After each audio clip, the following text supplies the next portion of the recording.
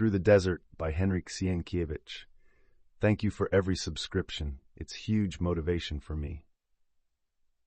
Chapter 4. On the following day, the two engineers left for Cairo to visit the English residence, and also to have an audience with the viceroy. Staś calculated that this might take 2 days. He was right, for on the evening of the third day, he received the following telegram, sent from Medinet by his father. The tents are ready. Start when your holidays begin. Send word to Fatima by Chadiji that we were unable to do anything for her. Mrs. Olivier received a similar telegram, and so she, assisted by Dinah, began at once to prepare for the journey. The children were overjoyed to see the packing going on, but suddenly something occurred that upset all their plans and came near preventing their departure. For during the first day of Staś's winter vacation, on the evening of which they had planned to make their departure, Mrs. Olivier, when taking her afternoon nap in the garden, was bitten by a scorpion, and although the bite of this poisonous creature is not so dangerous in Egypt, in this case it might prove very serious. The scorpion had crept over the back of a canvas chair and bitten her in the neck, just as she had mashed it with her head.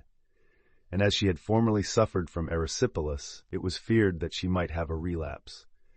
A doctor was immediately summoned, but as he was busy elsewhere, he did not arrive for 2 hours.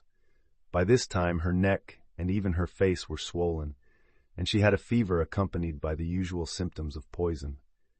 The doctor explained that under these circumstances she must not dream of going, and he ordered her to bed, and so it seemed as though the children would have to spend their Christmas at home. But to Nell's credit, be it said, she thought more, especially at first, about the sufferings of her governess than the pleasures she would miss by not going to Medinet. But when she realized that she could not see her father again for several weeks, she wept in secret.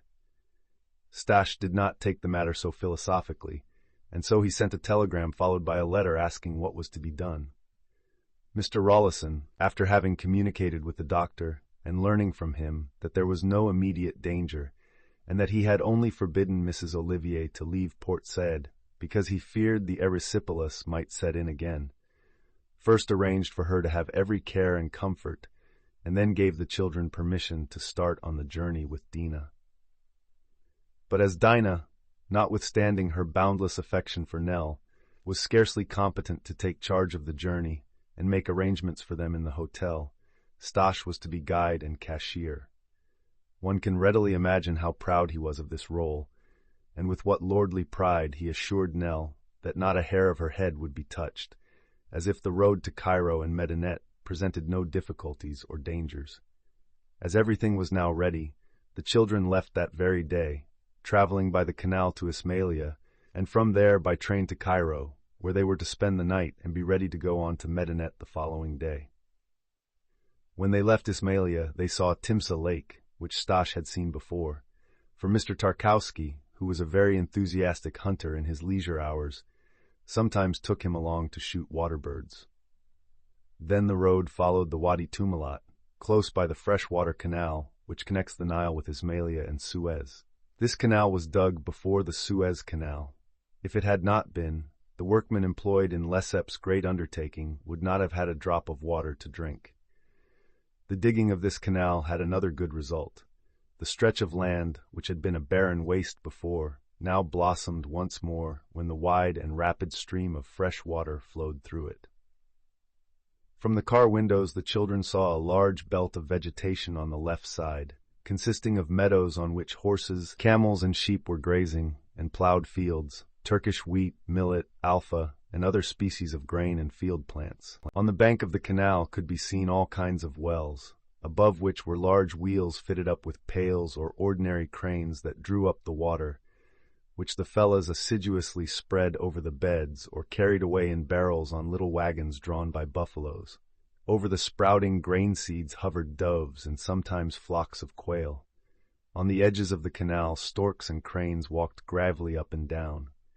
In the distance, over the clay huts of the fellahs, towered crowns of date palms that looked like large feather dusters. On the other hand, north of the railway lay a wilderness, but it did not resemble the one on the other side of the Suez Canal. That looked like the flat, sandy bed of a dried-up sea, while here the sand was more yellow and was piled up into large hillocks covered with scanty vegetation. Between these hillocks, which in places attained a great height, lay broad valleys, through which now and then caravans were seen passing. From the car windows, the children saw loaded camels walking single file in a long line. In front of each camel strode an Arab in black coat and white turban. Little Nell remembered the pictures she had seen in the Bible at home, which represented the Israelites and described how they journeyed to Egypt in the time of Joseph. They seemed just like these men. Unfortunately, she could not get a very good look at the caravans, because 2 English officers sat near the windows, which obstructed her view. She had no sooner told Staś of this than, turning to the officers very seriously and touching his hat, he said, "Gentlemen, would you mind making room for this little lady, who would like to look at the camels?" The 2 officers listened with all due seriousness, and one of them not only made room for the curious little lady, but lifted her up and put her on the seat next the window. Staś immediately began to lecture.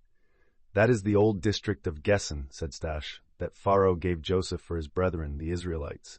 Once, in fact very long ago, there was a freshwater canal here, so that this new one is only the old one rebuilt.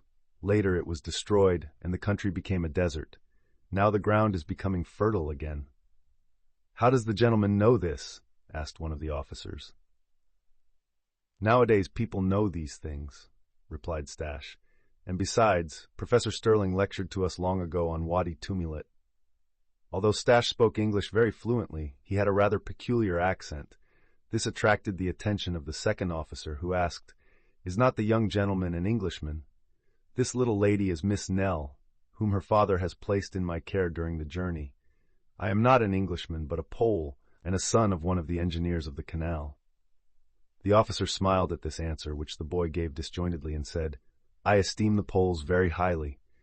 I belong to a regiment of cavalry that in Napoleon's day fought side by side with the Polish Uhlans in several battles, the memory of which, even to the present day, is enshrined in honor and glory." "I am pleased to meet you," answered Staś. The conversation ran along pleasantly, for the officers seemed to be entertained.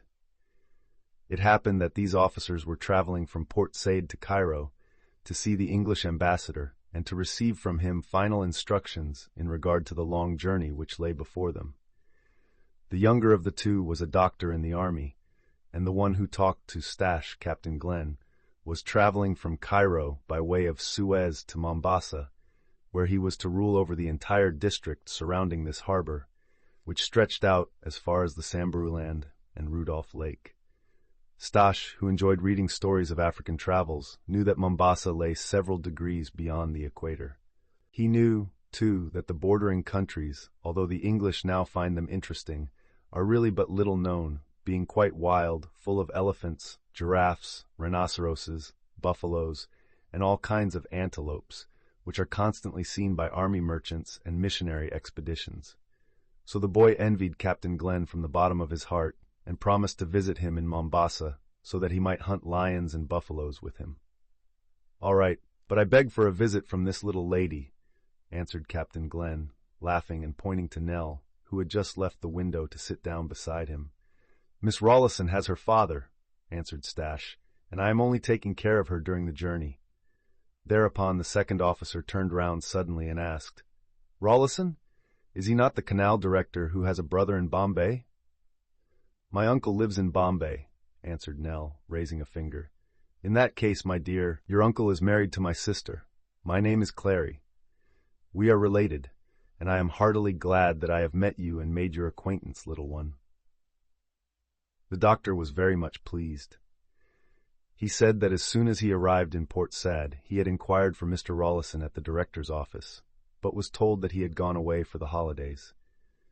He also expressed his regret that the ship in which he and Glenn were going to Mombasa was to sail from Suez in a few days, and so he would be unable to take a trip to Medinet.